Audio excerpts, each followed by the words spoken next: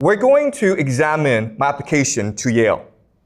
And then we're going to look at how the admissions officers would perceive application and how they would judge my potential, okay? So 3 things.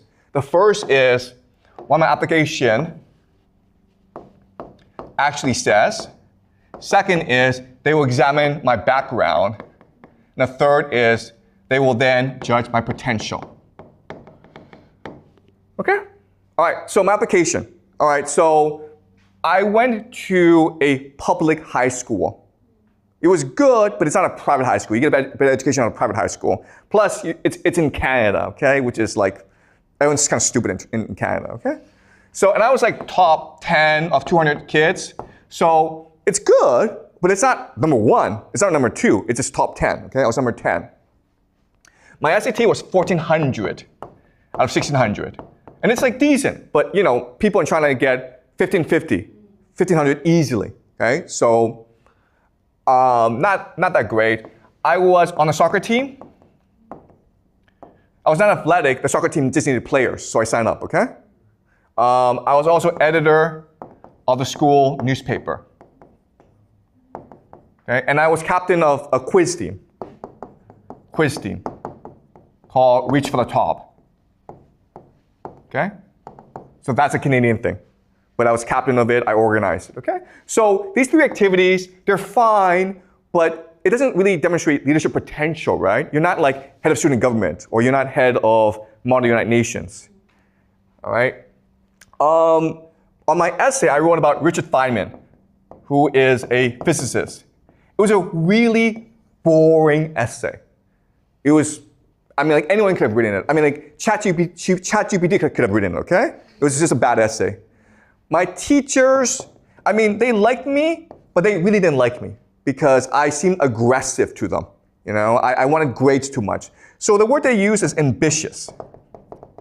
They thought I was ambitious. Ambitious is a dirty word in Canada. It means you don't play by the rules. It means you're too aggressive. It means you're too pushy, okay?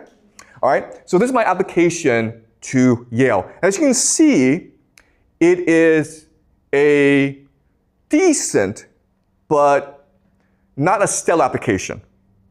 So how did I get in? Well, because there was some information that they could also derive from application that made them interested in me, okay? The first is that I was poor. So I couldn't even afford the application fee. I had to apply for a waiver for my application, for my application, okay? So I was poor because I was an immigrant. So I was born in China in 1976, and my family went over when I was in 1983 when I was like 6, okay? So I was a poor immigrant in Canada.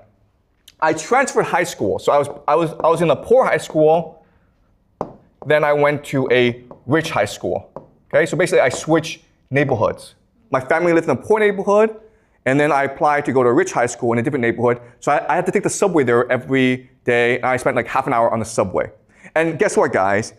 Canadians don't like that, okay? Canadians want you to stay where you are, and that's it. So when I told my high school principal that I was going to transfer high schools, he got very upset. And he said that I'm going to write a discipline letter, okay? A discipline letter, and it's a very serious thing. And I'm going to put it in your folder so that when you apply to university, they will know that you were suspended from the school. And like that's basically like a really bad thing, okay? I got this discipline letter, and when I went to the rich high school, I had no friends. Why? Because they didn't like me. Because they don't like it when someone new comes in. Okay, I didn't know their culture. I'm sort of like ambitious, and I was grade grubbing. But the thing is, I was desperate because my family was very poor, and I wanted a better life, okay? Okay?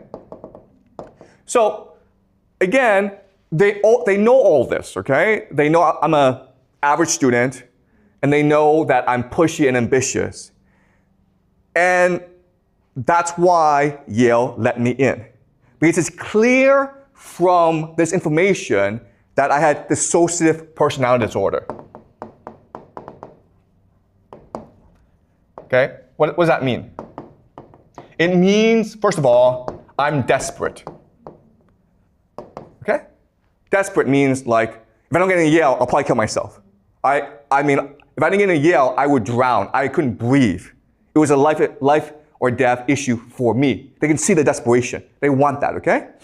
Second thing is, I was insecure. Okay? If you're an insecure person, it means you're not happy with who you are. It means there's a void in your heart. And therefore, the way to fill the insecurity is through achievement. Okay? So, if I made $1 million, I wouldn't be happy.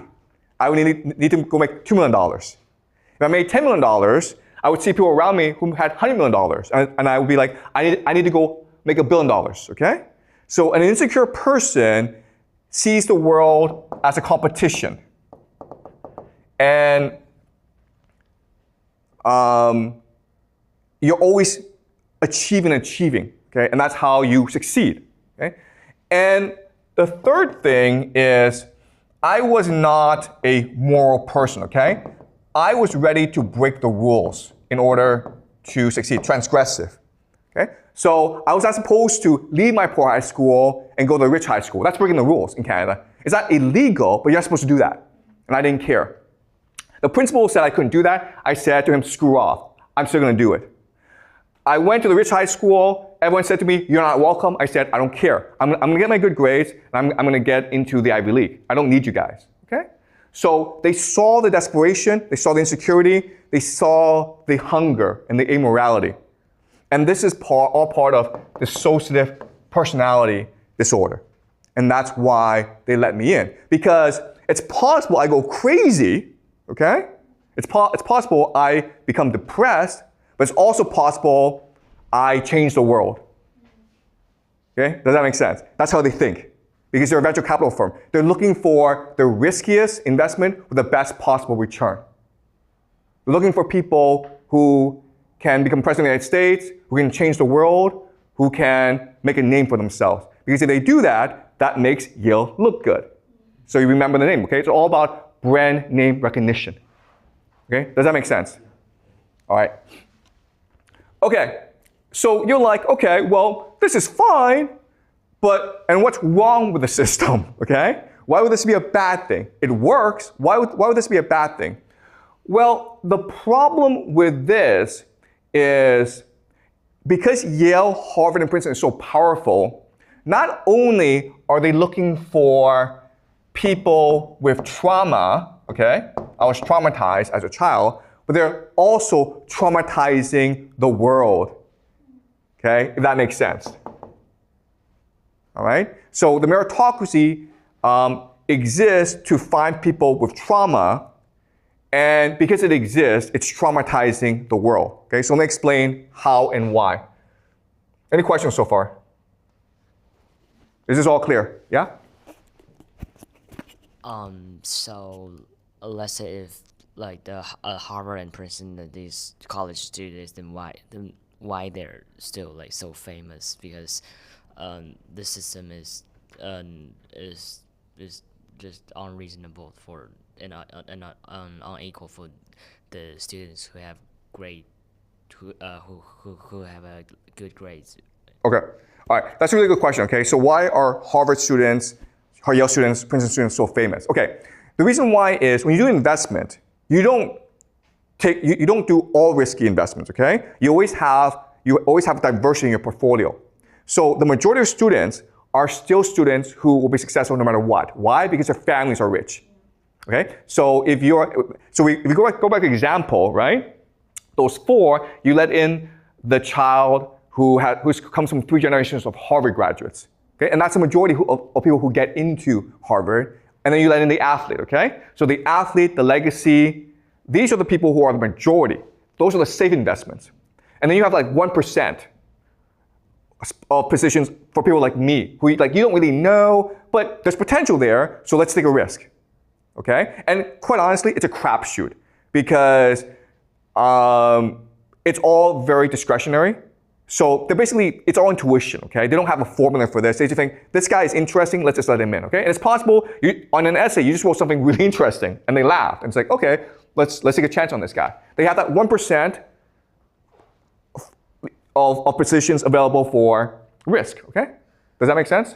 Okay, so I'm not the average Yale student. I'm a marginalized Yale student, okay? So this system, the meritocracy, the way it's set up, it creates trauma. Okay, so let me explain why. So let's look at university, Yale. Then we'll look at high school. Okay, then we'll look at parenting. Okay, so you think, oh, you get into Yale, you can just coast, you're happy, life is simple. Okay, the fact of the matter is that when you get into Yale, Yale is actually the Hunger Games. Have you read the book, The Hunger Games? It is a relentless competition. Because once you're in Yale, you're still competing. But now you're competing against the most competitive people in the world, okay? So maybe at this school, you can be the best student. Your parents love you. You have lots of good friends. You're head of student government. You feel really good about yourself. You go to Yale, and then you recognize that you're a nobody. Your parents are far away. And you're now in competition with the best students from all around the world who all want to kill you because it's a zero-sum game, okay?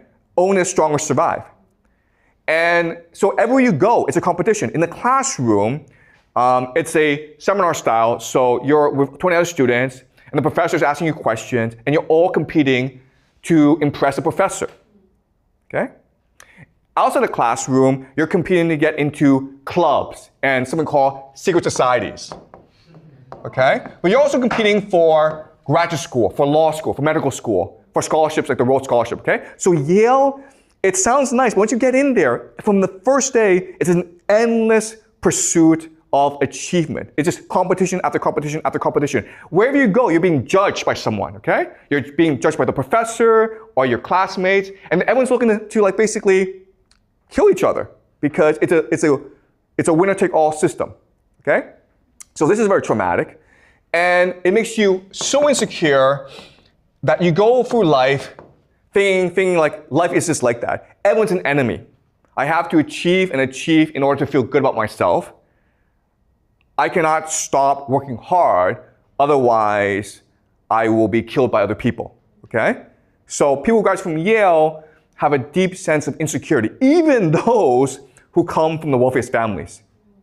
Okay? They're always looking to achieve. And that's what Yale wants. That's what Harvard wants, because these are the people who will be most successful in life, okay? They're not happy with $1 million, they want $1 billion. Once they have $1 billion, they want $10 billion, okay? It never stops. Okay, so to get into Yale, you have to go through high school. And high school has to train you for Yale. So it's also a competition, also a Hunger Games. Okay? And to train you for high school, your parents have to have a different parenting system, okay? So I'll give you two examples of parenting, okay? In the first system, which is the healthy system, you say to your child, I love you unconditionally. No matter what you do, I will support you. I will always be here for you. And if you say that to your child every day, your child will be happy, fulfilled, and secure in life. But the person will probably end up as a teacher, okay? Now, you can also say to your child, I don't have time for you, but if you win the swimming competition, or you place first on your math test, or if the teacher says really nice things about you, then I'll take you for ice cream, okay?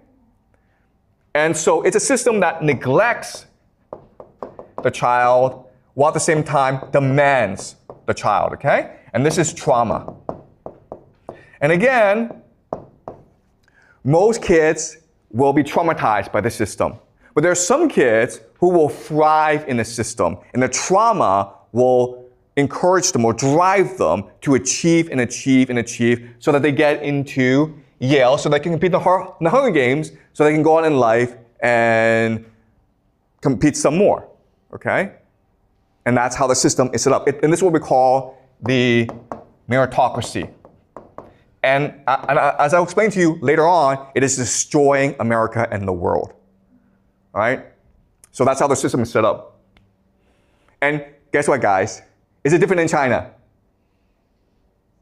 Not really, okay?